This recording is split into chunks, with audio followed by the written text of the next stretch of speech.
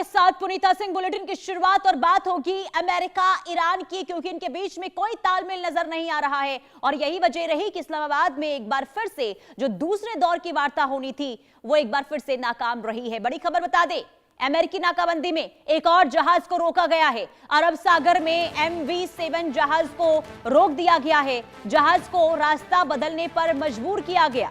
ये बड़ी खबर अरब सागर से, जहां MV7 जहाज को एक बार फिर से रोका गया है और जहाज को रास्ता नहीं दिया गया, रास्ता बदलने को यहां पर मजबूर किया गया। अमेरिकी नाकेबंदी की वजह से ये एक और जहाज है जिसे रोका गया है, यानी कि स्ट्रेट ऑफ हॉर्मुज पार करने नहीं दिया गया। तनावपूर्ण स्थिति इस वक्त मिडिल ईस्ट में देखने को मिल रही है, क्योंकि अमेरिकी नाकाबंदी वहां पर लगातार जारी है और सख्त तेवर इस वक्त अमेरिका का स्ट्रेट ऑफ हॉर्मुज में देखने को मिल रहा है। अमेरिका का यह कहना कि जब तक ईरान समझौता नहीं करता नाकेबंदी नहीं हटेगी, और यही वजह है कि अलग अलग देशों के जहाजों को वहां पर रोका जा रहा है। इससे पहले भी कई जहाज जिस पर हमले को लेकर जानकारी सामने आई और कई जहाजों को आगे नहीं बढ़ने दिया गया, और एक बार फिर से MV7 जहाज जिसे आगे नहीं बढ़ने दिया गया और इसके बाद ये जहाज वापस अरब सागर की ओर लौट गया है।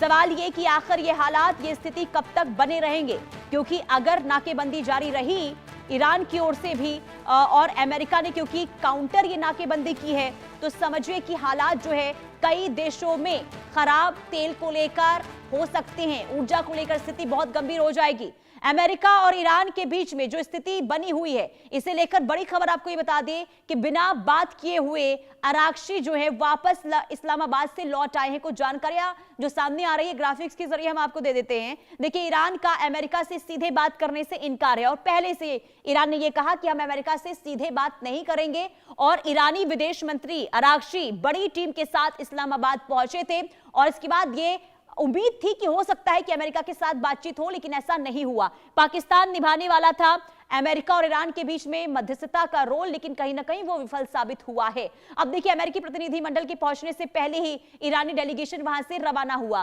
पाकिस्तान दोनों के बीच संदेश पहुंचाने का काम कर रहा था, लेकिन ये सही तरीके से काम जो है पाकिस्तान नहीं कर पाया है, और कहीं ना कहीं ये कहा जा रहा है कि इस्लामाबाद यानी कि पाकिस्तान जो है वो फेल हुआ है मध्यस्थता में।